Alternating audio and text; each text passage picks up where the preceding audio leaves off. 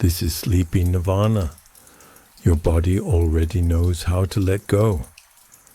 Tonight we remember. Notice your hands right now. Are they clenched? Holding the blanket a little too tightly? Curled into loose fists without you realizing? Most of us grip things without knowing we're gripping. We've been doing it so long that tension feels like neutral. Try this. Make a fist. Squeeze it tight. Hold it for a moment and feel the effort involved. The muscles in your forearm working. A slight tension beginning in your palm. Now open your hand. Let the fingers unfurl.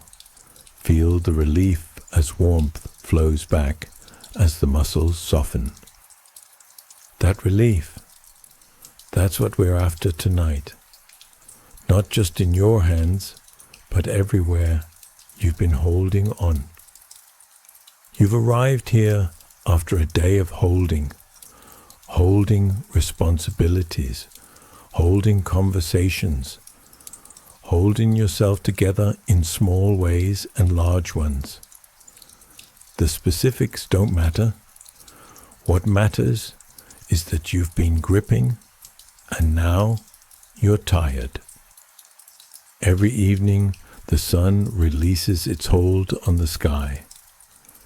It doesn't struggle against the coming dark. It simply lets go, trusting that it will rise again. Every autumn, trees release their leaves, not because the leaves are worthless, but because holding them through winter would cost more than letting them fall. With every exhale, your body releases breath it no longer needs. You don't mourn the breath that leaves. You trust that another will come.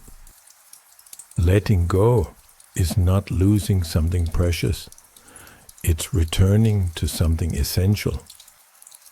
In a world that tells you to grip tighter, hold more, achieve more, accumulate more, tonight we practice the opposite.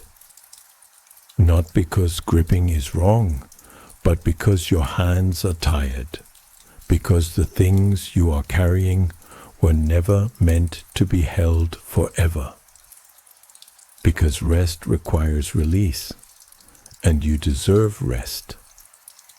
Tonight isn't a lesson, it's permission. Your body already knows how to let go. Your heart already knows. Watch a child fall asleep. There's no technique involved, no effort. Just a gradual softening, a natural release, a trust that the night will hold them. You knew how to do this once. Tonight we simply remember. You may feel resistance. That's natural. We've been told that letting go is giving up, that relaxation is laziness, that vigilance is virtue. These ideas don't dissolve in an evening. They don't need to. You can hold your resistance and still rest. You can doubt this process and still benefit from it. Nothing needs to be forced or figured out tonight. This is not about emptying yourself. It's about setting down what was never truly yours to carry. Think about this morning, the moment you woke up, before your feet touched the floor. What was already waiting for you? The list of things to do, the weight of what happened yesterday, the anticipation of what today might bring. You hadn't even started, and you were already carrying. Then the day began, and you collected more. Small tensions accumulated like sand in your pockets. You didn't notice each grain, but by evening, the weight was unmistakable. The email you meant to send but didn't. The thing you wish you'd said differently. The news headline that lodged itself somewhere beneath your ribs and stayed there, humming with low-grade anxiety. The interaction that left you wondering if you'd been misunderstood. The task you completed but worried wasn't good enough. Most of what we carry unconsciously. We don't decide to pick these things up. They attach themselves to us as we move through the day like burrs on a hiker's socks. By evening, we're covered in them and we've stopped noticing. The mind continues processing long after events have passed. You're lying here now, hours removed from whatever happened today. Somewhere in your brain, the machinery is still running, replaying, analyzing, preparing, worrying. This is not a flaw in your design. This is simply what it means to be awake, to be alive, to care about things. But you don't have to follow every thread the mind offers. You can notice the processing without participating in it. You can acknowledge that the machinery is running without feeding it more fuel. Right now, without trying to change anything, just notice what you're carrying from today. Don't judge it. Don't try to set it down yet. Just see it clearly. The unfinished tasks, the lingering emotions, the background hum of tomorrow's demands. It's all there, isn't it? Of course it is. You're human. Now let's look a little deeper, beyond today, beyond this week. What are you carrying from longer ago? There are older griefs that still surface unexpectedly. Losses you thought you had processed that ambush you at strange moments. A song, a smell, a particular quality of light. There are disappointments that shaped how you see yourself. Moments when you learned you weren't as capable or as loved or as safe as you'd believed. Those moments left residue, and the residue is still there. There are hopes you stopped speaking aloud, but never fully released. The life you thought you'd have by now. The person you thought you'd become. The relationship you thought would last forever. You stopped talking about these things, maybe even stopped thinking about them consciously. But they're still in there, taking up space. And there are stories, the stories you tell yourself about who you are. I'm the kind of person who always messes this up. I'm not good at that. I don't deserve this. These stories feel like facts, but they're not. They're interpretations that hardened into identity. And you carry them everywhere. None of this is accusation. This is just acknowledgement. Carrying these things made sense at the time. The vigilance protected you. The stories helped you make sense of confusing experiences. The hopes kept you going. The grief was the price of love. The question is not whether you should have carried them. The question is whether you still need to. Your body has been keeping score. While your mind was busy thinking, your body was busy holding. The tension in your shoulders, feel into it now. That's not just muscle tightness. That's years of bracing against anticipated difficulty. The jaw that clenches without your permission, especially at night. The lower back that feels tense after a stressful day, even though you didn't do anything physical. The body holds what the mind tries to forget. Let's take a moment to notice, not to fix anything, just to acknowledge. Start with your face. Is there tension around your eyes, in your forehead? Most of us hold a slight frown without realizing it, a perpetual bracing against the next thing. Now bring your attention to your jaw. Notice if it feels clenched. Are your teeth pressing together? The jaw is where we hold the words we never spoke, the emotions we kept inside. Your neck and shoulders. Are they creeping up toward your ears? This is where we carry responsibility, the weight of everything we feel we should be managing. Your chest. Is it tight? Guarded? The chest protects the heart, and when the heart has been hurt, the chest learns to armor itself. Your belly. Is it clenched? The gut holds our deepest fears, our most primal anxieties about safety and survival. Your hands. Are they curled, gripping? Even now, even lying in bed, are they ready to hold on? Your body has been trying to tell you what you carry. It speaks in the language of tension, of ache, of exhaustion.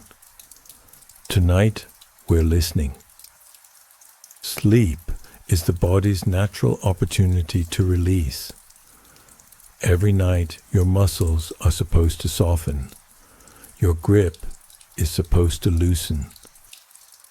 Your vigilance is supposed to stand down.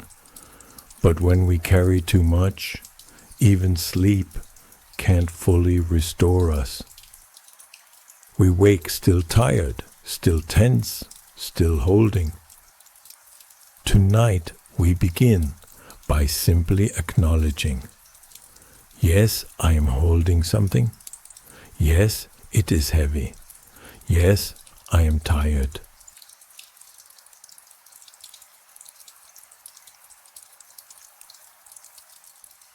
Knowing what we carry is the first gentleness. The next is understanding why we hold on, even when our arms are tired. Holding on often feels like maintaining control. If I keep thinking about this problem, I might solve it. If I keep worrying about my children, I'm being a good parent. If I stay vigilant about my health, I'll catch problems early. If I replay that conversation, I'll figure out what went wrong. If I hold on to this resentment, I won't let myself be hurt again. The logic seems sound. Vigilance equals safety. Attention equals care. Letting go equals vulnerability. Has the worry ever prevented what you feared? Has the replaying ever changed what happened? Has the vigilance protected you or just exhausted you? Most of what we grip so tightly exists only in thought. The past is memory. The future is imagination dressed as prediction. Neither is here now. The present moment, this actual moment, requires so little holding. You're lying in bed. You're breathing. You're safe enough to be here, listening to these words. The impulse to hold on is an attempt at care, at protection. It comes from a good place. The problem is not the intention, it's the exhaustion. You can care about things without gripping them. You can be responsible without being rigid. You can prepare for the future without rehearsing disasters. There's a deeper fear beneath the holding. It whispers, if I let go of my worries, my grievances, my hopes, what will be left? Who will I be without the things I carry? Our identity becomes entangled with what we hold. I am the one who worries about my children. I am the one who was wronged by that person. I am the one who is still waiting for life to really begin. I am the one who works harder than everyone else. Take away the worry, the grievance, the waiting, the striving, and there's a profound question. What remains? This fear keeps us gripping long past the point of usefulness. We're not just holding on to thoughts and feelings. We're holding on to ourselves or who we think ourselves to be. You can release the grip without losing the love. You can let go of anxiety about your children and still love them fiercely. You can let go of resentment towards someone who hurt you and still honor your own experience. You can let go of the hope that keeps disappointing you and still remain open to good things. Letting go of suffering is not letting go of meaning. It's not letting go of love. It's not letting go of yourself. It's letting go of the extra weight, the unnecessary layer, the suffering about the suffering.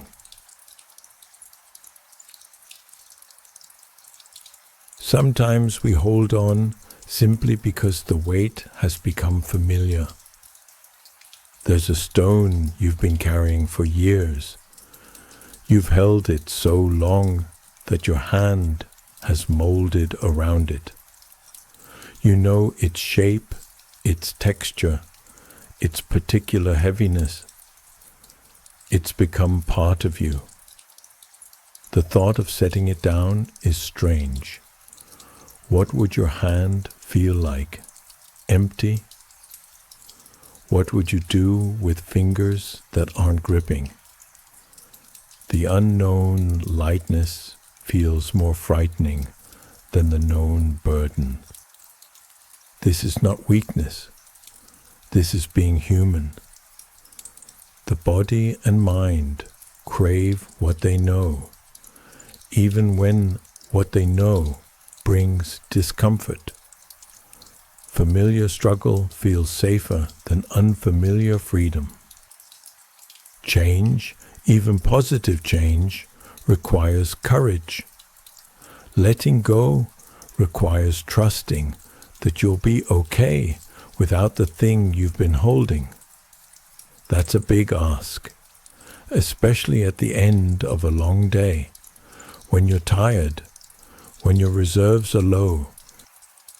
So let's be honest, you might not be ready to let go of everything tonight. And that's fine, you don't have to. Letting go is not an all or nothing proposition. You can loosen your grip slightly. You can set down one small thing. You can practice and see how it feels. Challenge is part of existence. The goal is not to become someone who never experiences difficulty.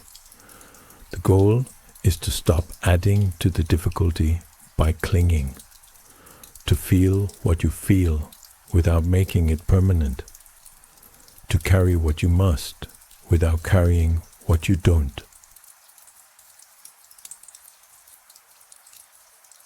We often hold on to things with the promise that we'll deal with them later, I'll process this grief when I have time, when things calm down, when I'm stronger. I'll forgive when they apologize, when they understand what they did, when it feels safe. I'll rest when everything is finished, when the kids are grown, when I retire, when I've earned it. Someday becomes a storage room that never gets cleaned. We keep placing things in there, promising ourselves we'll sort through it all eventually. But eventually never comes. The room grows fuller and the door becomes harder to open. There may never be a perfect moment to let go. The circumstances will never be ideal. You will never feel completely ready. The apology may never come. The time may never free up. The strength may never arrive in the way you imagine. Perhaps the moment is always now, always this breath, always this willingness, however small. Not because you figured everything out, not because you've reached some milestone of healing, but because you're tired of waiting, because the weight is heavy and the storage room is full and you're ready to start. Even if starting feels impossibly small. Tonight is as good a night as any. This breath is as good a breath as any. This moment, this one right here, is the only moment you actually have.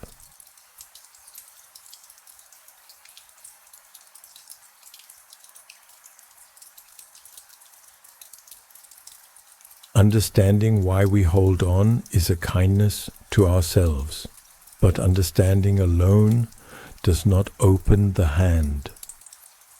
Before we go further, let's clear away some misunderstandings, because the phrase letting go carries baggage of its own. Letting go does not mean forgetting. You can release grief without forgetting the person you lost. The memories remain, the love remains. What releases is the sharp edge, the constant ache, the way the loss dominates every moment. You're not erasing anything. You're allowing the grief to transform from an open wound to a scar that tells a story. You can release anger without forgetting what matters to you.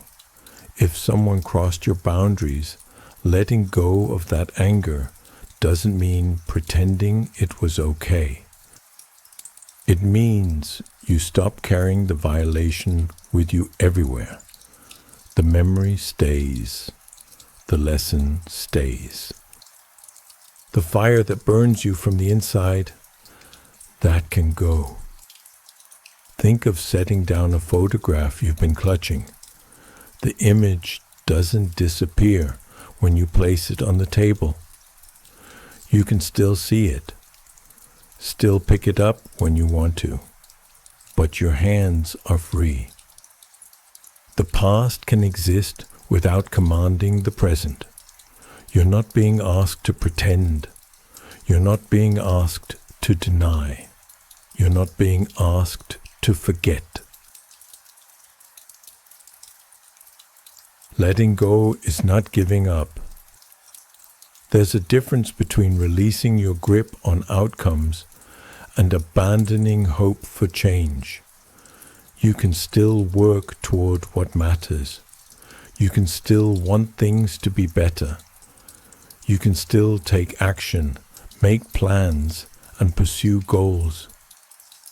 What changes is the desperate clutching, the belief that your worth depends on the result, the struggle you add when things don't go as planned. A gardener plants seeds and tends the soil. She waters, weeds, and watches for pests.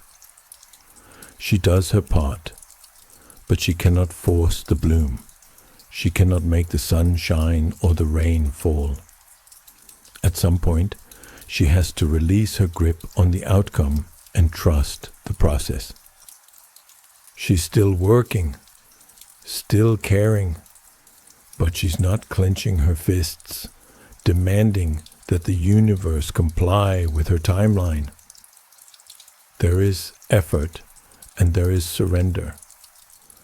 Letting go lives in the space between. You do what you can, and you release what you cannot control.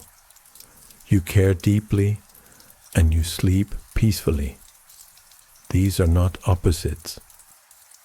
Research on acceptance-based approaches to sleep confirms this. Fighting against sleeplessness, getting frustrated, trying harder to fall asleep actually makes insomnia worse.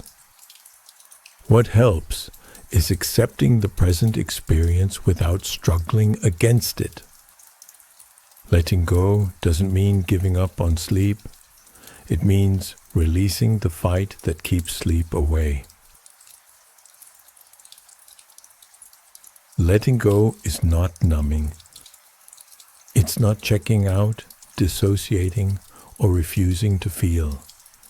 It's not the cold distance of, I don't care anymore. It's not the wall you build when you've been hurt too many times. Numbness is another form of holding. Feelings kept at arm's length. Yourself held away from your own life. The door gently closed against what feels too vast to face. True release comes through feeling, not around it. You let go by moving through, not by avoiding. The grief needs to be felt before it can transform. The anger needs to be acknowledged before it can release.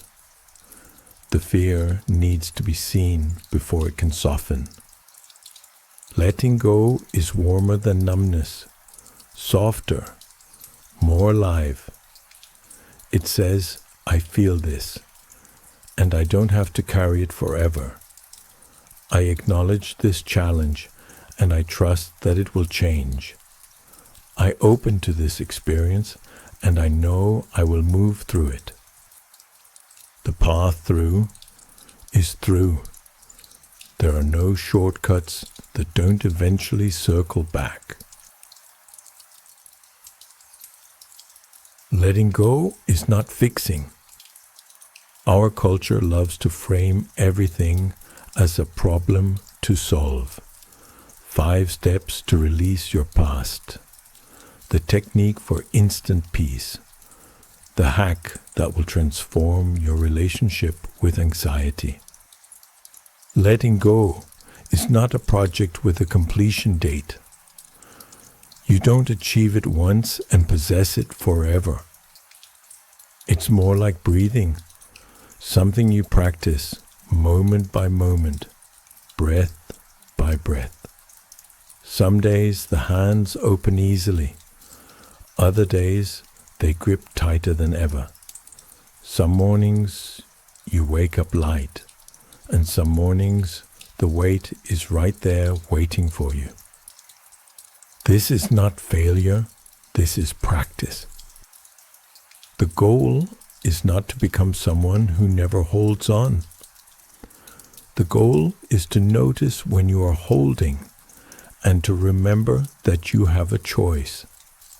To practice opening again and again without judgment when you find yourself clenched. Tonight is not about getting it right. Tonight is about getting it gentle.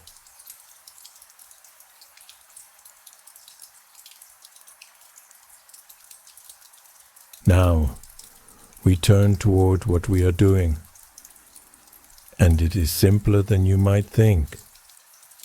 Water doesn't force its way downstream. When it meets a rock, it doesn't bang against the obstacle demanding passage. It simply flows around. It finds the path of least resistance, not because it's weak, but because it's wise. Water doesn't hold onto the rocks it passes. It touches them, shapes them over time, and moves on. It doesn't carry the memory of every stone in the riverbed. It doesn't resent the boulders that redirected its course. Water doesn't cling to its form. Pour it into a cup, and it becomes cup-shaped. Pour it into your hands, and it becomes hand-shaped. It doesn't insist on being a river when it's in a glass. It adapts, flows, becomes what the moment requires. And yet, over time, water carves canyons. The softest substance shapes the hardest stone, not through force, but through persistence, through showing up day after day, flowing in the same direction. Softness is not weakness. Yielding is not defeat. The rigid tree breaks in the storm, while the flexible reed survives. The clenched fist tires, but the open hand endures. Tonight, you are invited to be like water, to stop forcing your way through the day's residue, to stop gripping the rocks of your experience, to let yourself take the shape of this moment, lying here, breathing, resting. There's a concept in Taoist philosophy about the uncarved block. Before a piece of wood is shaped into a table, or a bowl, or a sculpture, it contains all possibilities. It's pure potential.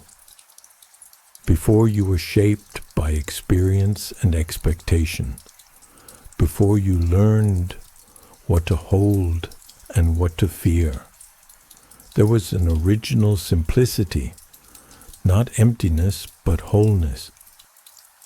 We spend our lives being shaped by our families, our cultures, our experiences, our choices. We become this particular form, this specific person, this collection of habits and beliefs and memories and hopes. And that's fine. That's human. That's life.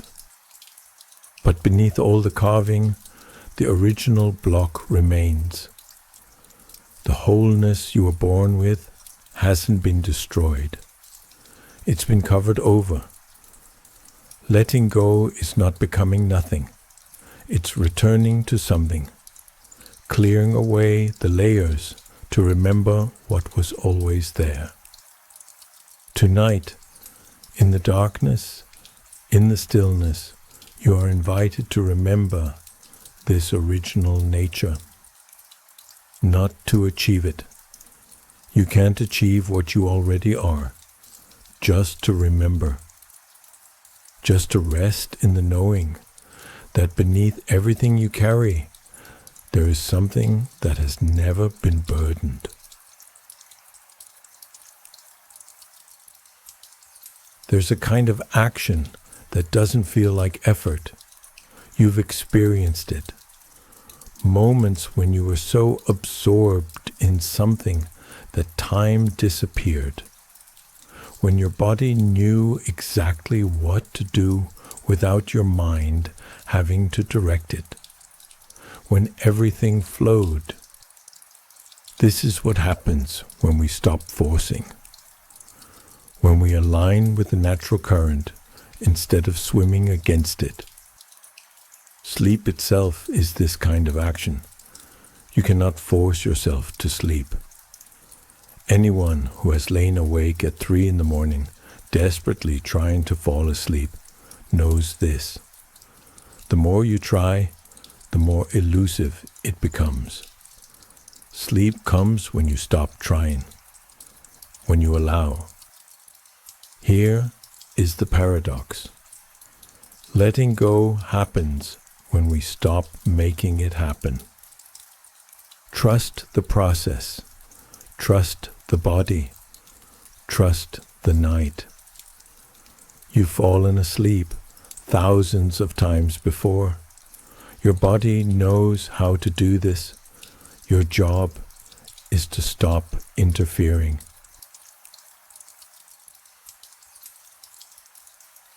The river doesn't hurry to reach the sea. Each bend is part of the journey.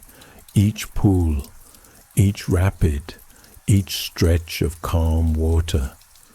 The river doesn't skip the parts it doesn't like. It doesn't fast forward through the rocky sections to get to the smooth ones. You are not behind. You are not late. Whatever you're releasing, it will take the time it takes. Some things loosen in a single breath. Others take years. Both are valid. Both are natural.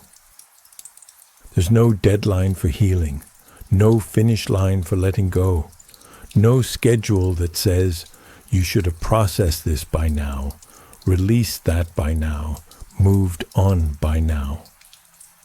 Whoever told you there was a timeline was wrong. Tonight, there is no deadline. Only this moment flowing into the next. Only this breath followed by another. Only the river finding its way.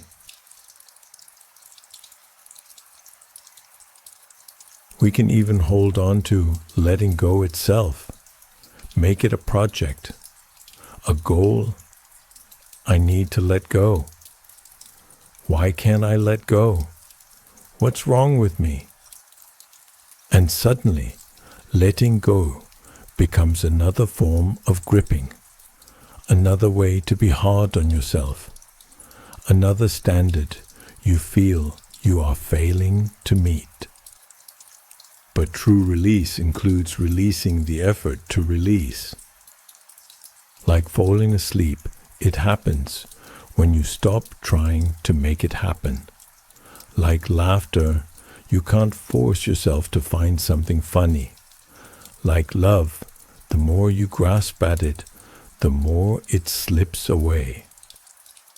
Tonight, you don't need to let go perfectly. You don't need to let go at all. You can simply rest and let whatever happens, happen. If you find yourself gripping, that's okay. If you find yourself releasing, that's okay too. If you find yourself somewhere in between, neither holding nor releasing, just being, that's perfectly fine.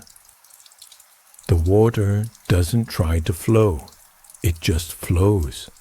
The breath doesn't try to release, it just releases.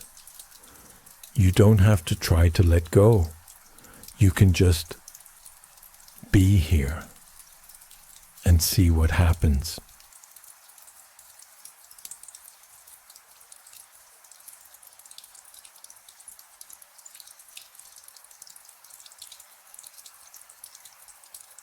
Water finds its level.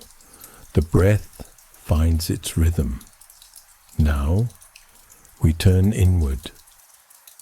Life contains difficulty. This is simply honesty. We experience challenge not because we are flawed, but because we are alive. Because we love things that change. Because we want things we cannot have. Because we are conscious beings in an uncertain world. This acknowledgement is itself a form of release. When we stop struggling against the fact of difficulty, something softens within us. We stop adding the weight of "this shouldn't be happening" to the challenge that is happening. Right now, whatever you're carrying, the worry, the grief, the disappointment, the fear. Feel how something shifts when you stop arguing with it, when you stop insisting that you shouldn't have to feel this way, when you simply say, yes, this is here, this is part of being human. You're not endorsing the challenge. You're not saying it's good or that you want more of it. You're simply acknowledging what is. And in that acknowledgement, there's a strange peace.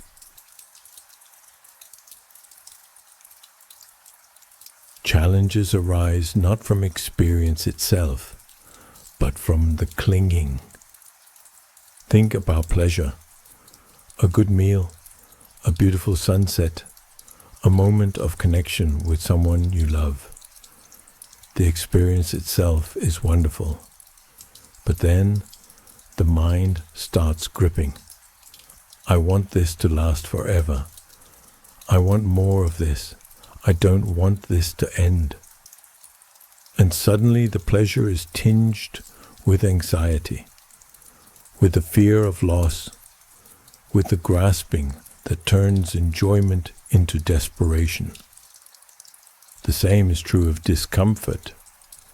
The experience of unease is challenging enough, but then the mind starts gripping. I don't want this. Make it stop. Why is this happening to me? How long will this last? And suddenly, the tension is amplified, multiplied by resistance, made more intense by the struggle against it. The invitation is not to stop caring, but to care without clutching, to love without possessing, to hope without demanding. This is subtle. It takes a lifetime of practice. But it begins simply with noticing. Noticing when you're gripping. Noticing when you're adding resistance to experience. Noticing when you're making things harder than they need to be. There is an end to the extra layer. The grip can loosen, the hands can open. This is not reserved for monks or masters. It's not something you have to earn through years of meditation or special training. It's available in any moment of genuine release. You have already experienced it. That sigh of relief when you finally stop worrying about something you cannot control. The burden lifts when you forgive someone, even silently, even just for a moment. The unexpected peace that comes when you accept something you've been fighting. These glimpses are not accidents. They're reminders of what is possible. They're proof that the grip can loosen, that the hands can open, that release is available to you. Tonight, we are simply creating conditions for more glimpses. We're not forcing anything. We're not demanding transformation. We're just making space, softening the ground, inviting whatever wants to release to release. Everything changes. This is not philosophy. It's observation. Look at anything in your life, and you'll see that it's different than it was. Your body is different than it was 10 years ago, 10 months ago, 10 minutes ago. Your thoughts are different. Your circumstances are different. The people around you are different. What you are holding onto has already changed. The person who once caused you difficulty is not the same person they were then. They have had experiences since that time. They have changed in ways you cannot know. The person you are holding on to exists now only in your memory. You are not the same person you were when that difficult moment occurred. You've grown, learned, changed. The person who experienced that challenge is not exactly the person lying here tonight. The situation exists now only in memory, and even memory shifts. Every time you recall something, you reconstruct it slightly differently. The past is not a fixed thing you're carrying. It's a story you're telling. And the story changes with each telling. This is not meant to diminish your experience. The challenge was real. The impact was real.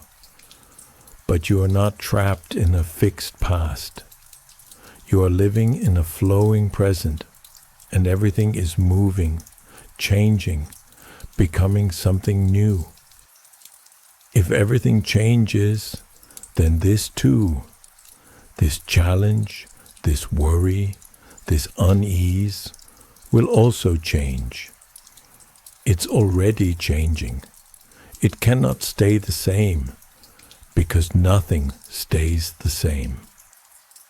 You are not releasing into a void. You are releasing into flow. Thoughts arise. This is natural. This is what minds do. Right now, as you listen to these words, thoughts are appearing. Reactions, associations, memories, plans. The mind is doing its job, generating content. We don't need to stop thoughts. We need to change our relationship to them. Imagine your thoughts as clouds passing through a vast sky. Some clouds are dark and heavy. Some are light and wispy. Some move quickly, while others seem to linger. But they all pass. They all move through. The sky doesn't hold on to the clouds. It doesn't try to push them away or make them stay. It simply allows them to drift. And no matter how many clouds pass through, the sky remains unchanged, vast, open, clear. You are the sky, not the clouds. You are the awareness in which thoughts appear, not the thoughts themselves. There is a thought rather than I am thinking this thought. This small shift creates space. You don't have to follow every thought. You don't have to believe every thought. You can simply notice there's a thought and let it drift like a cloud across the sky of your mind. Let's practice this for a moment. Don't try to stop your thoughts. Don't try to empty your mind. Just watch. Notice a thought arise. Maybe it's about tomorrow. Maybe it's about something that happened today. Maybe it's about these words, or about whether this meditation is working. Whatever thought appears, just notice it. There it is, a thought. Now watch it pass. It doesn't need your attention to survive. Without you feeding it, it will naturally dissolve, drift away, be replaced by another. And another. And another. You are not your thoughts. You are the awareness that watches them come and go. You are the sky, vast, unchanging, at peace.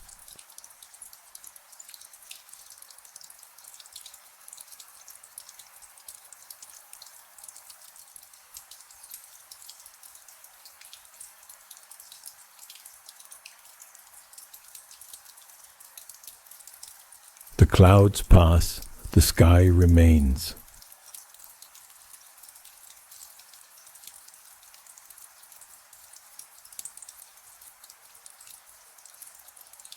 What were you before you started thinking about your problems? Before the story you tell about yourself. Before the judgment about what you should have done. Before the I should have, and the what if, and the why didn't I. There was just this, lying here, breathing, being. The mind that seeks answers is the same mind that creates questions. It spins problems and then offers to solve them. What if, just for now, both could rest? You don't need to figure anything out tonight. You don't need to solve the problems your mind is presenting. You don't need to untangle the knots. You can simply stop. Not understand, but stop.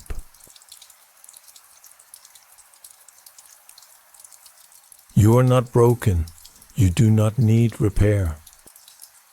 This is not a pep talk. It's recognition. Seeing clearly what has always been truth.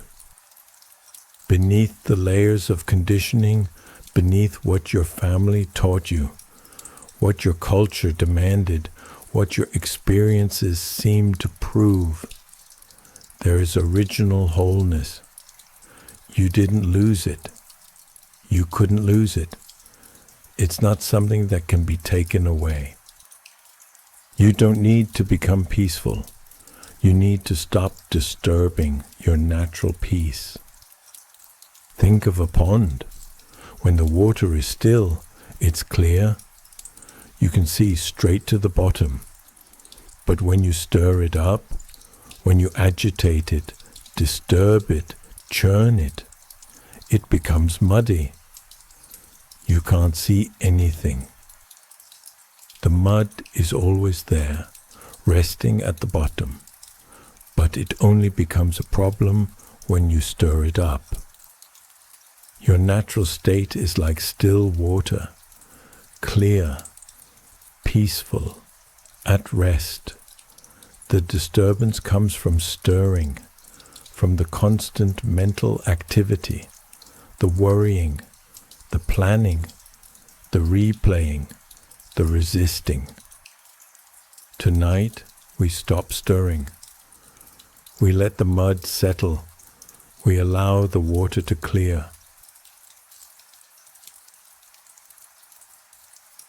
Just this moment, just this breath, not the one you wanted, the one that's actually here. The pillow beneath your head, feel it, just this. The darkness behind your eyelids, notice it, just this. The weight of your body on the mattress, sense it, just this. The sound of these words, hear them, just this. When we stop reaching for something else, we find we already have everything. Not everything we want, not everything we imagined, but everything we need in this moment to be at peace. This is not a trick or a technique. It's the most direct path.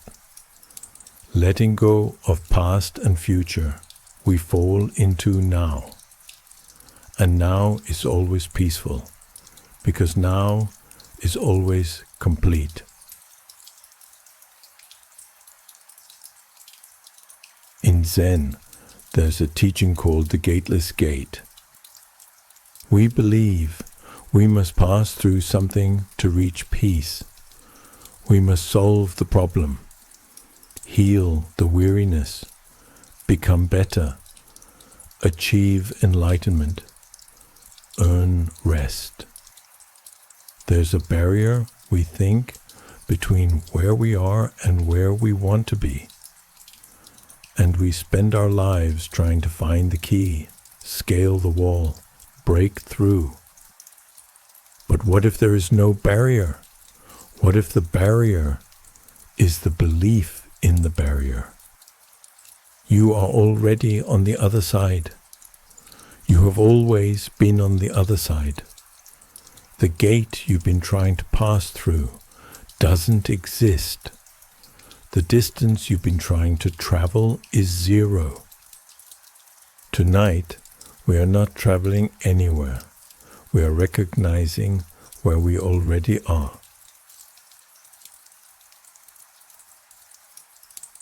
In the beginner's mind, there are many possibilities. The expert knows what to expect. The expert has seen it all before. The expert approaches each situation with a history of previous situations, a catalogue of what worked and what didn't.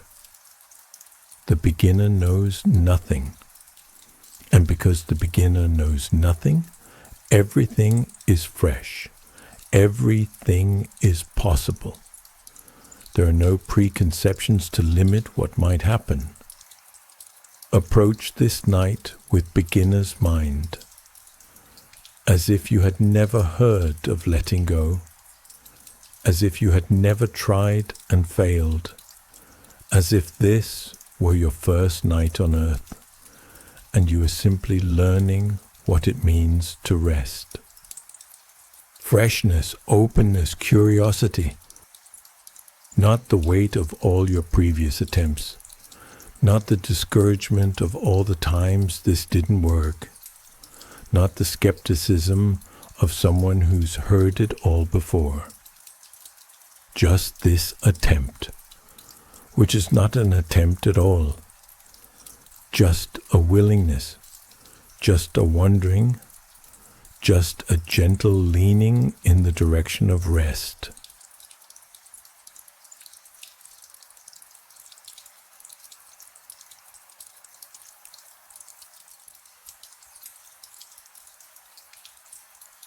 The body softens. Now we return to the body, which has been waiting so patiently. The body practices letting go with every breath. Notice your exhale right now. Don't change it. Just notice. Feel the breath leave your body. Feel the chest fall. Feel the slight softening that happens as air releases. The exhale is release, is surrender, is trust. You don't have to think about exhaling. You don't have to decide to let the breath go. The body knows. We could learn from this. The body doesn't hold on to breath. It doesn't grip each inhale, terrified of losing it. It trusts that another breath will come. It releases completely and is refilled completely over and over without effort. Let's pay attention to the exhale for a moment. Not the inhale, the exhale, the release, the letting go. As you breathe out, notice how the body softens. The shoulders drop slightly. The jaw loosens, the belly relaxes. This is letting go in its most basic form. This is the body teaching you what your mind keeps forgetting. Breathe in naturally, without forcing anything. And now, as you breathe out, let the exhale be slightly longer than usual. Not strained, just a little extended. Feel the body soften as the breath releases. Again, breathe in. And breathe out slowly, completely, letting everything go with the breath. One more time, in and out, releasing, softening, letting go.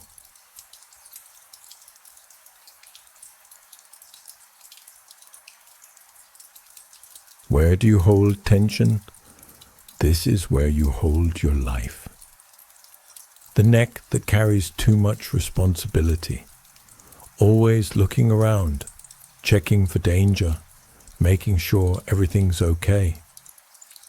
The shoulders that brace against anticipated difficulty, raised and ready for the next challenge, even when no challenge is coming. The jaw that clenches against words unsaid, holding back what you really think, what you really feel, what you really need. The belly that tightens against vulnerability, protecting the soft center, the place where you feel most tender. These are not problems to fix. They're messages to receive. The body is saying, here, this is where you're gripping. This is where you're holding on. Let's bring gentle attention to these places, not forcing relaxation. You can't force relaxation. That's a contradiction. Instead, we're simply offering permission. Start with your jaw. Notice if it's clenched. And without forcing anything, just offer permission. You can soften here. You can let go here. It is safe.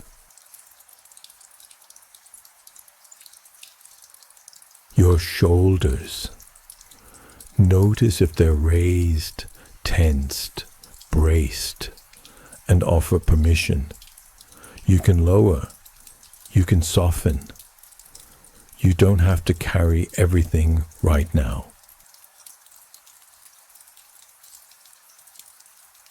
Your belly. Notice if it's tight, guarded, and offer permission. You can release. You can be soft. You are safe enough to be vulnerable.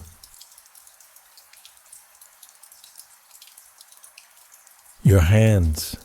Notice if they're curled, gripping, and offer permission. You can open. You can release. You don't have to hold on.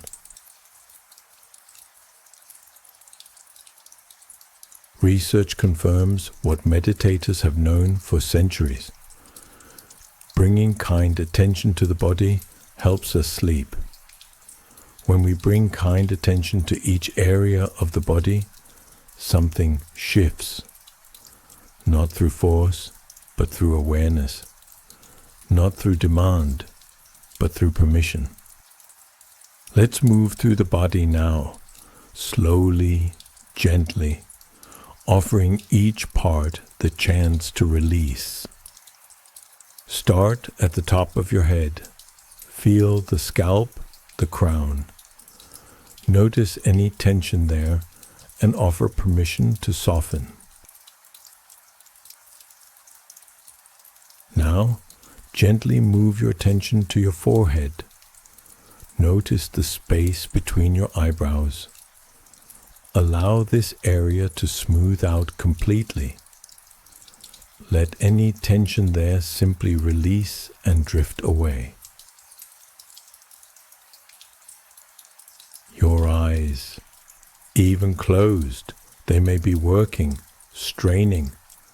Let them rest in their sockets. Let them be soft. Your cheeks, your jaw. Let the mouth relax, the teeth part slightly. Your neck, the front, the sides, the back, all the muscles that hold your head up all day. They can rest now. Your shoulders, let them drop away from your ears. Let them melt into the bed.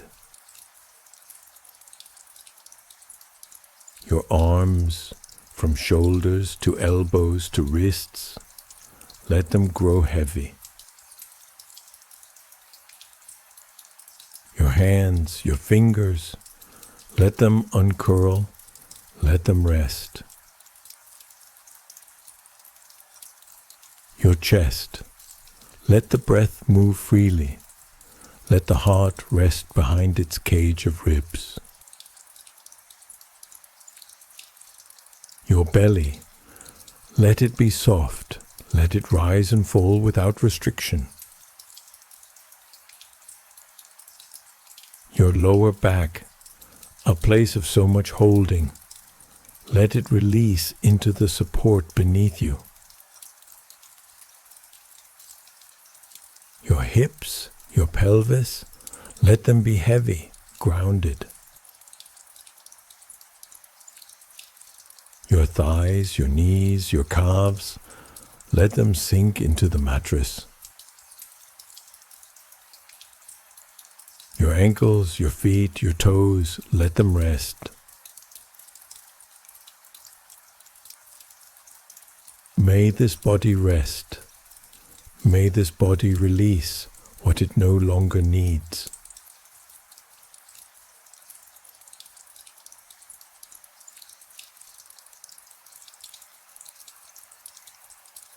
The body knows how to sleep. The mind forgets. Sleep requires letting go of wakefulness, of vigilance, of control. Every night we practice the ultimate release. Consciousness itself dissolving, the thinking mind stepping back, the awareness softening into something deeper. This is not rest, though it resembles rest. It is trust.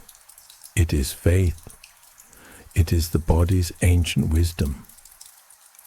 We cannot force sleep. We can only allow it. Create the conditions. Darkness, quiet, rest, and then wait. Trust. Let go. The same is true of all letting go. We cannot force release. We can only allow it. We can create the conditions, willingness, attention, permission, and then we wait. We trust. We let go. Tonight the body leads, the mind follows. Sometimes what we need most is permission. Permission to stop thinking about the problem. Permission to stop carrying the responsibility. Permission to stop being strong, being vigilant, being ready. So here it is, clearly stated. Tonight you have permission to let go. Not because you've earned it, not because you figured it out, not because you've done enough, or become enough, or achieved enough, but because you are tired, and rest is your birthright. You don't have to earn rest. You don't have to deserve rest. Rest is not a reward for productivity. It is a basic need, like food, like water, like air. The body knows this. The body has been waiting for the mind to agree. You have permission to let go. You have permission to rest.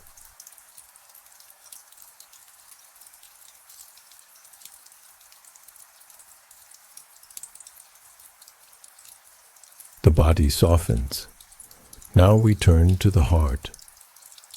The heart carries what the mind cannot process. Old griefs that never fully resolved. Losses that were too big to think through, so they settled in the chest instead. Love that had nowhere to go. For people who left. For people who stayed but changed. For the person you used to be. Feelings that felt too intense to express, held gently within, stored somewhere below the surface, still glowing softly. Disappointment that slowly hardened into resignation. The quiet, gradual letting go of things you once wanted so deeply. The heart holds these not as thoughts, but as feelings, as textures, as weights. We may not even have words for what we carry there, but we know its presence, a heaviness, a guardedness, a tiredness that sleep alone doesn't cure. Grief is perhaps the most difficult thing to release, because releasing feels like betrayal. If I stop feeling heavy, does it mean I've stopped loving? If I move forward, does it mean they didn't matter? If I feel joy again, does it mean I've forgotten? No, love does not require suffering as proof. The one you cherish would not want you to carry heaviness forever. The love you shared was not defined by sorrow. It was defined by connection, by presence, by all the moments of simply being together. Grief is love's shadow, but it is not the love itself.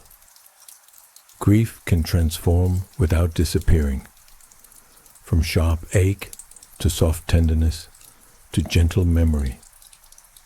The love remains, the heaviness eases. This is not forgetting. This is integration. This is carrying the love forward without being weighed down by the depth of loss. This takes time. There is no schedule. Grief doesn't follow a timeline. It comes in waves, and the waves don't ask permission. Tonight, we simply acknowledge. Whatever grief you carry, it is seen. It is honored. And when you're ready, not tonight, maybe not for a long time, but when you're ready, it can transform. Forgiveness is often misunderstood. It is not saying what happened was acceptable. It is not reconciliation or restored trust. It is not pretending that everything is okay or that the experience didn't matter. Forgiveness releases you, not them. Think about what resentment does. You hold on to the injury. You replay it. You keep it alive. And while you're doing this, the person who hurt you is probably not thinking about it at all. They've moved on. They're living their life. And you're still carrying the weight. The one who hurt you may never apologize, may never change, may never understand what they did. You could wait your whole life for acknowledgement that never comes. Or you could set down the weight, not because they deserve forgiveness, but because you deserve freedom. This is not easy. This is not quick. Some hurts run so deep that forgiveness feels impossible. And that's okay. You don't have to forgive tonight. You don't have to forgive ever if you're not ready. But know that the option exists. The door is there. Whenever you're ready to walk through it, it will open. Often, the hardest person to forgive is ourselves. The mistakes we replay, the chances we missed, the moments we caused difficulty intentionally or not, the times we knew better and did it anyway, the times we didn't know better and wish we had. We hold ourselves to standards we would never apply to others. If a friend told you they'd made the same mistakes, you'd offer compassion, understanding, perspective. But for yourself, judgment, criticism, shame. The belief that you are fundamentally flawed, fundamentally not enough, fundamentally unworthy of kindness. This is a trance, and you can wake from it. You did what you could with what you knew then. That's all any of us can do. You made decisions based on the information you had, the resources you had, the emotional capacity you had in that moment. Looking back with more information, more resources, more capacity, of course you can see what you would have done differently. But you're not the same person now that you were then. You are not your worst moments. You are not defined by your failures. You are a whole person, complex and evolving, capable of causing harm and capable of healing, capable of mistakes and capable of growth. Tonight, can you offer yourself the same compassion you would offer a friend? If it feels right, place a hand over your heart. Feel the warmth of your own touch and offer yourself kindness. Not because you've earned it, but because you need it. Because everyone needs it. Because you are worthy of kindness simply because you exist.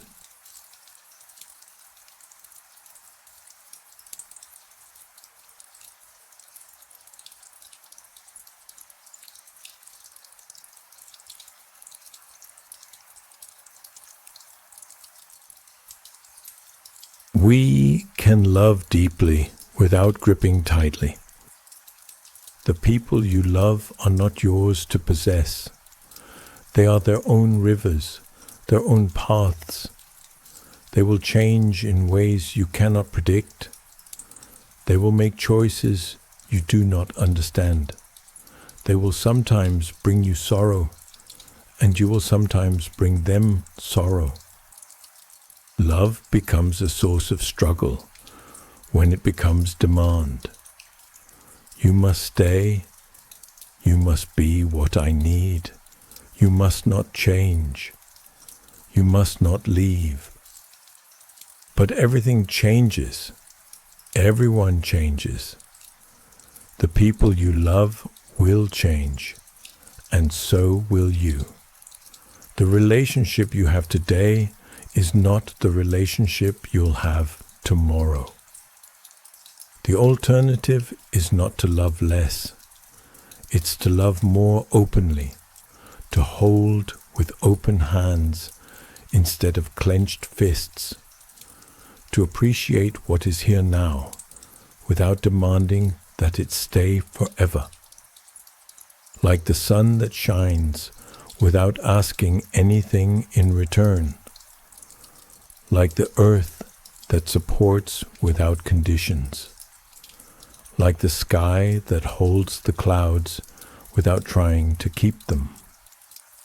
Tonight, can you love the people in your life and also release them to their own journeys? Can you hold them in your heart without gripping? Can you want the best for them, even if the best for them doesn't look like what you imagined?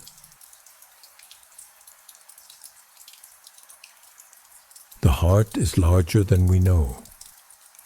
It can hold grief and joy simultaneously. It can hold loss and gratitude in the same breath.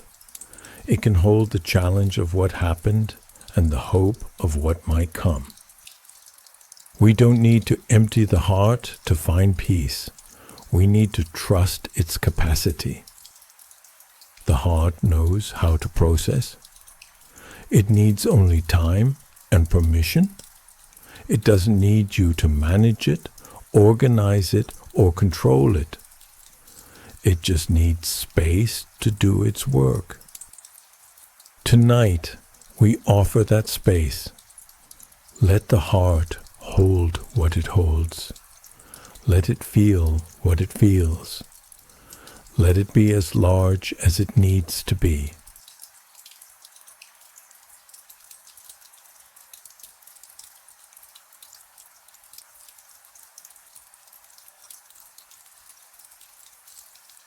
The heart softens. Now we offer the mind a place to rest. The mind thinks. This is what minds do. Right now, even as you listen to these words, the mind is generating commentary, agreeing, disagreeing, wandering off, coming back, planning tomorrow, reviewing today, wondering if this is working, wondering when you'll fall asleep. This is normal. This is not a problem to solve. We don't need to stop thinking to find peace. We need to change our relationship to thinking. Thoughts are not commands. They're simply suggestions. The mind offers an idea, and you can choose whether to follow it. Thank you, mind. Not right now. Thoughts are not reality. They're interpretations. The mind tells a story about what's happening, what happened, what might happen. But the story is not the thing itself. The map is not the territory. Tonight, we practice friendly disengagement. The mind can keep doing its thing. You don't have to fight it, but you don't have to follow it either. You can let it chatter in the background while you rest in the foreground. Thank you, mind. You can rest now. Worry is the mind's attempt to control the future. The logic goes like this. If I think about it enough, I'll be prepared. If I anticipate every possible problem, I won't be caught off guard. If I worry, I'm being responsible. But the future never arrives as we imagine it.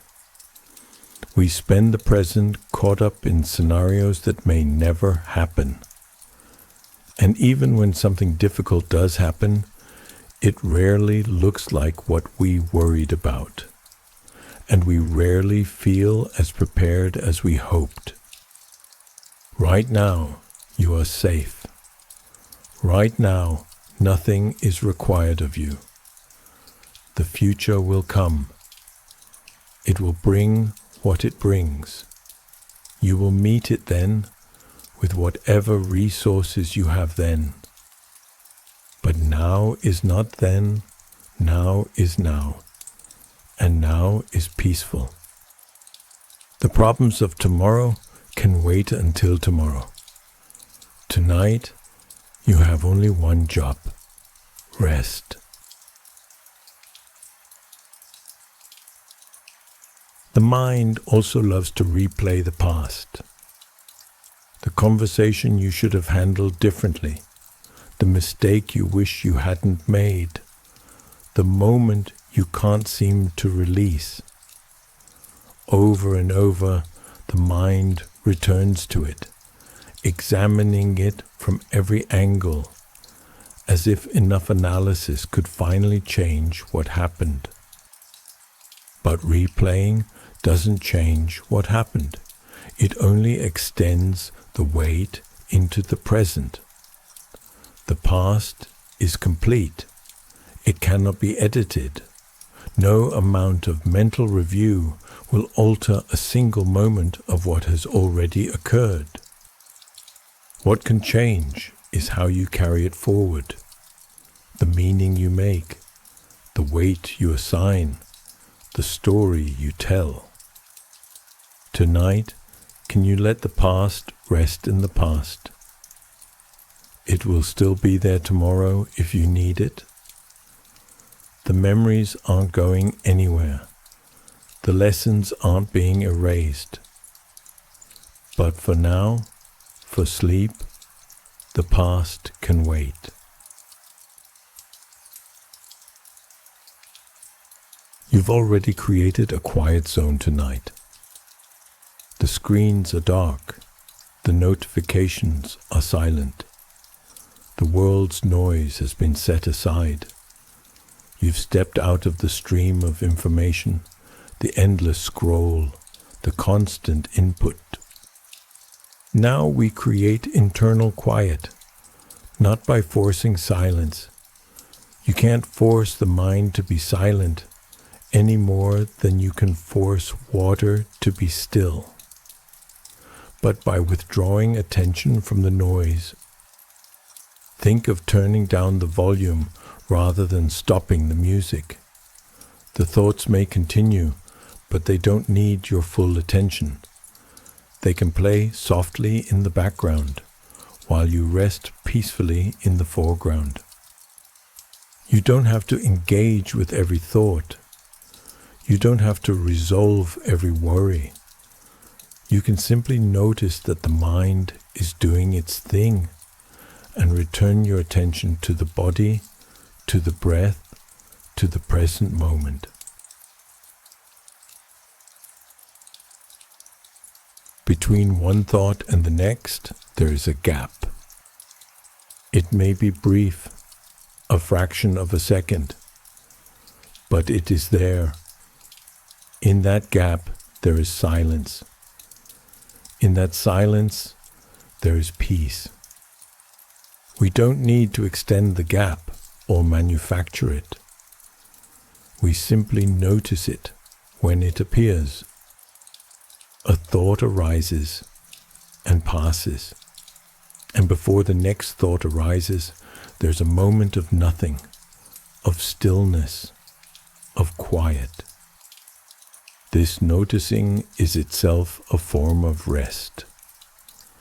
The mind touches its own stillness, however briefly, and something in us remembers. This is home. Let's rest in those gaps for a moment, not trying to extend them, not trying to create them, just noticing when they appear. A thought, and then space, and then another thought, and then space. The thoughts are like waves. The space is like the ocean floor. The waves come and go, but the floor remains.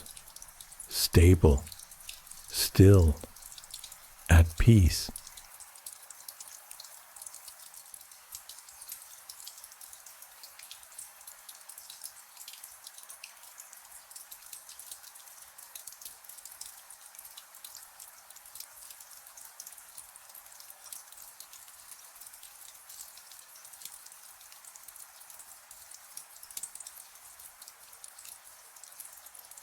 The mind worries that if it stops, something will be missed. Some important thought won't be thought. Some crucial problem won't be solved. But the night doesn't need your vigilance.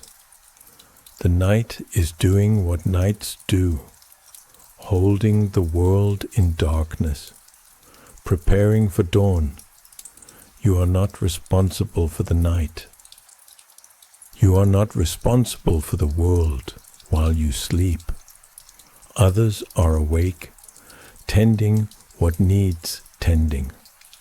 The doctors and nurses, the pilots and parents, the night workers and night owls.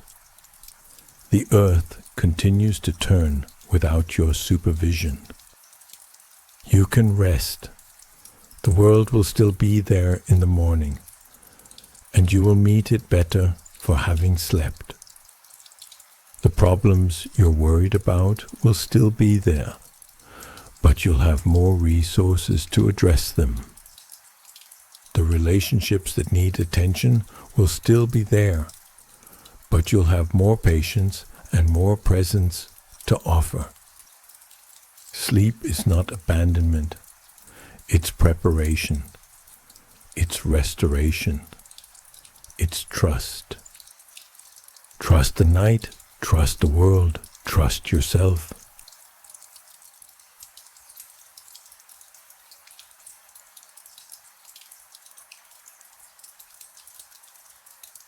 The mind quiets. We have been preparing layer by layer for rest itself. Before sleep, we create space. We stop shaping ourselves with expectations of who we should be, what we should have accomplished, how today should have gone. We stop comparing this moment to an imaginary, better moment. We stop reaching for something other than what is.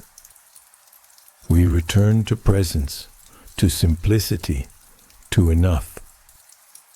The morning will come with its demands. It will ask you to be someone, to do something, to perform and produce and participate. But now, in this threshold between day and night, we practice pure presence, being without becoming, resting without earning the rest. Presence is the ultimate letting go. Letting go of the past. It's not here now. Letting go of the future. It's not here yet. Arriving fully in the only moment that actually exists. This one.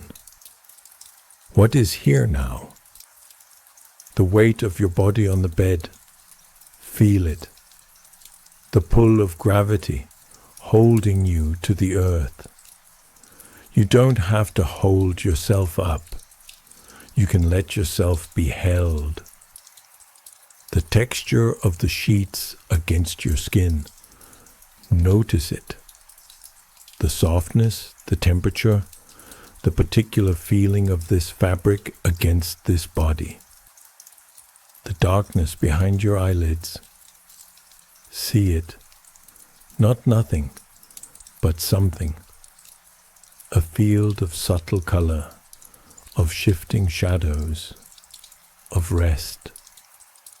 The sound of your own breathing. Hear it. The quiet rhythm that has been with you since birth, that will be with you always. This is enough. This is complete. Nothing needs to be added. Nothing needs to be taken away. When the mind wanders, and it will, the breath brings you back. Not with force, not with frustration, just with gentleness. Oh, I've wandered. Here's the breath. Here's now. The breath is always present tense. You cannot breathe in the past. You cannot breathe in the future. Each breath is an invitation back to this moment. And this moment is always peaceful, because this moment is always enough. The moment may contain difficulty, worry, or sadness, but the moment itself is not the difficulty.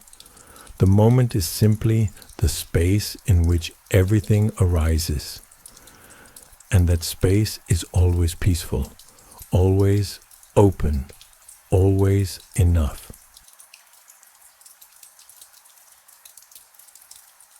We practice awareness without trying to achieve anything. Not awareness to become calmer, not awareness to fall asleep faster, not awareness to be a better meditator or a more spiritual person. just awareness for its own sake, presence for its own sake, being for its own sake. This is radical in a world of goals and outcomes. To be present without purpose, to rest without earning the rest, to breathe without trying to breathe better. You don't have to get anything out of this moment. You don't have to use it productively. You don't have to optimize it or improve it or leverage it. You can just be here. That's enough. That's everything.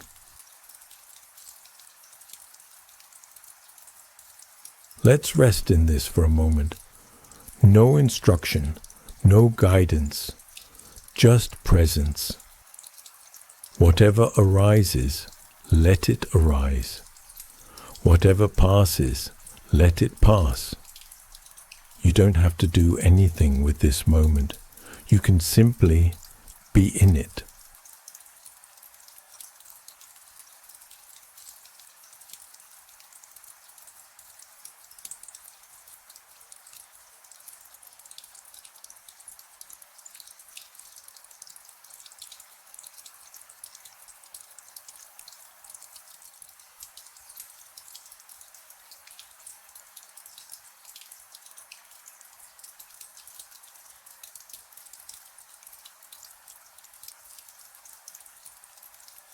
In presence we find peace. In peace we find rest. The darkness is not empty, it is full. Full of rest, full of possibility, full of the quiet work of renewal that happens when we're not watching. While you sleep, your body repairs itself.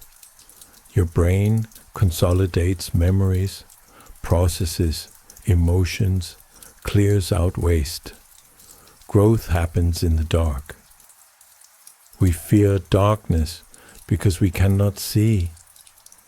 But not seeing can be a gift. We don't need to see what's coming. We don't need to see what we're leaving behind. We only need to feel the embrace of now. The darkness holds you, not asking anything of you, not expecting anything from you, just holding, complete, safe, surrounded.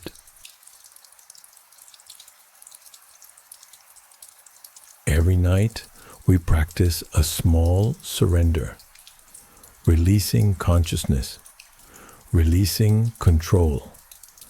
This is the rhythm of existence. We release consciousness. We release identity. We release control. We don't know exactly where we go when we sleep deeply. Somewhere beyond thought, beyond self, beyond the waking mind's understanding. We trust that we will return, but we cannot guarantee it. Every night we let go completely, not knowing for certain that we will wake.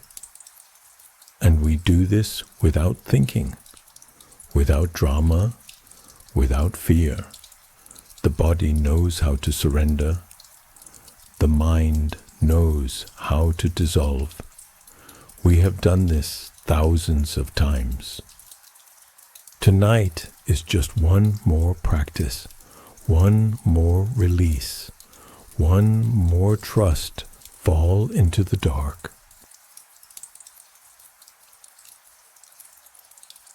When everything else falls away, thoughts, worries, identity, the story of who you are, what remains? Something remains, something that doesn't need a name. Call it awareness, call it presence, call it being, or call it nothing at all. This is what you are beneath the layers. This is the original nature that was there before you learned your name, before you accumulated your history, before you became the person you think you are. It doesn't need protection or defense. It cannot be harmed by what happened or what might happen. It simply is, as it has always been. Tonight you rest in this. You rest as this. Not as the person with the problems, not as the one who needs to let go, but as the awareness in which all of that appears and disappears. You are already home. You have always been home.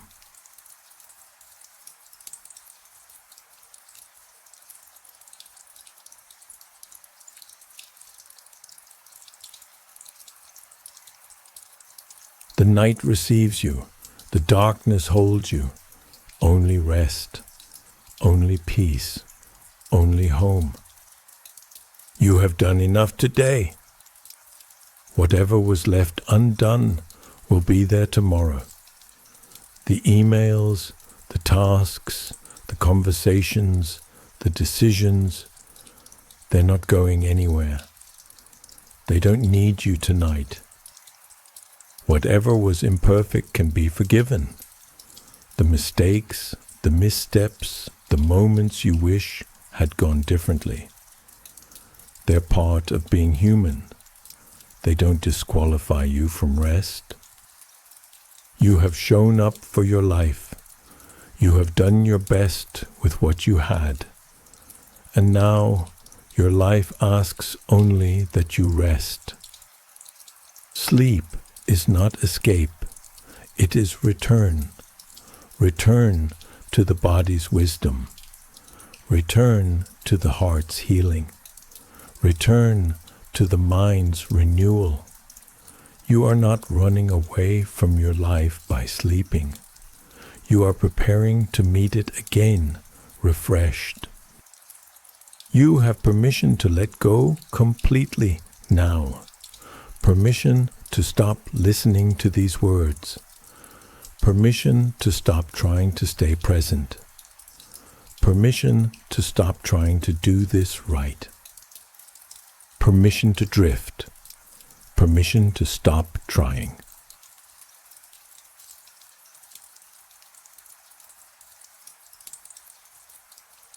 Let the edges of awareness soften.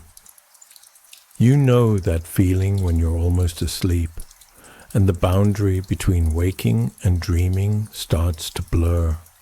When thoughts become images, and images become dreams, and you're not quite sure which is which. Let yourself drift toward that gentle edge. You don't have to cross it deliberately. You don't have to know the exact moment of transition.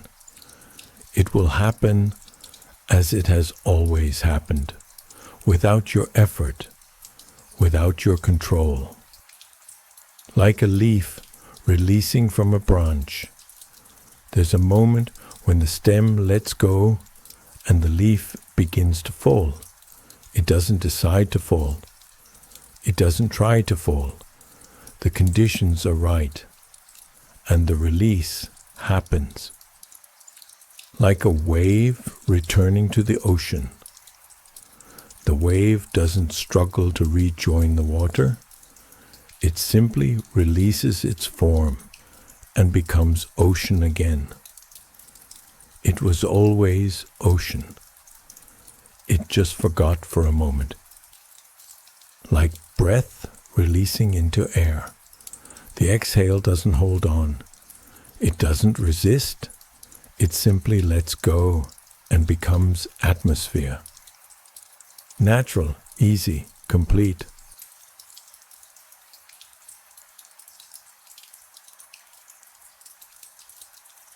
The night carries you now, as a river carries a boat. You don't have to paddle. You don't have to steer. The current knows where to go. As the earth carries everything upon it, you don't have to hold yourself up. Gravity does the work. You can let yourself be heavy. You don't have to navigate. You don't have to figure out where you're going. Your only task is to rest in the carrying, to trust the darkness, to let go of even the need to let go. You are safe. You are held. You are home.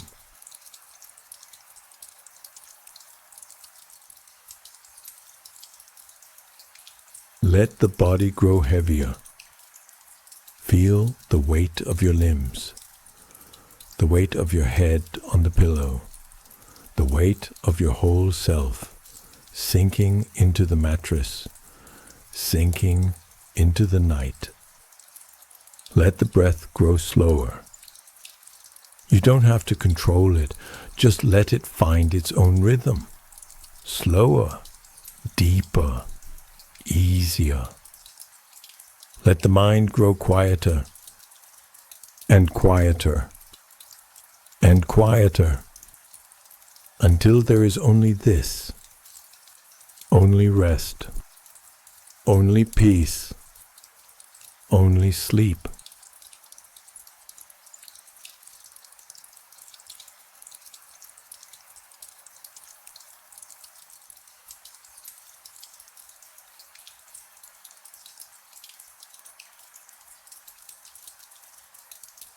In a world that tells you to do more, have more, be more, here is the ancient truth. You are already enough. You have always been enough, not because of what you've accomplished or released, not because of what you figured out or let go of, but because of what you are.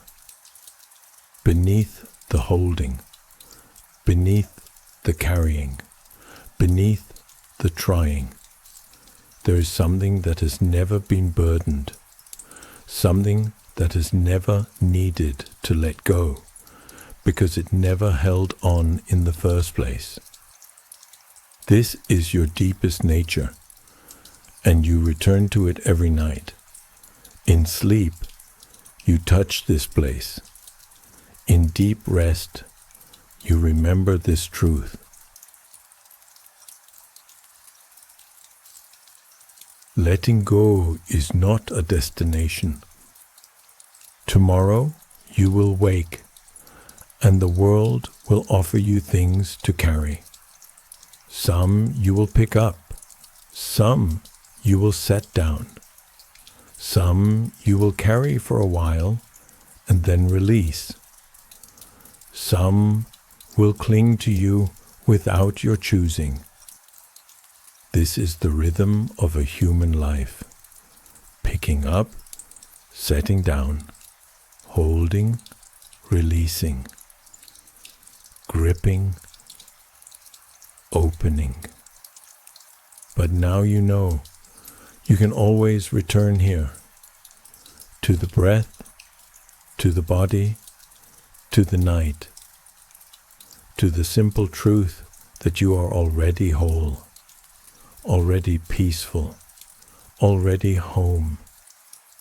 The practice continues, the journey continues, and so does the rest.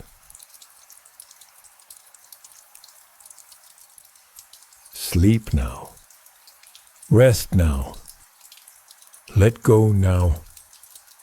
And know that whatever you release tonight was never truly yours to carry. You are free. You have always been free. Rest now.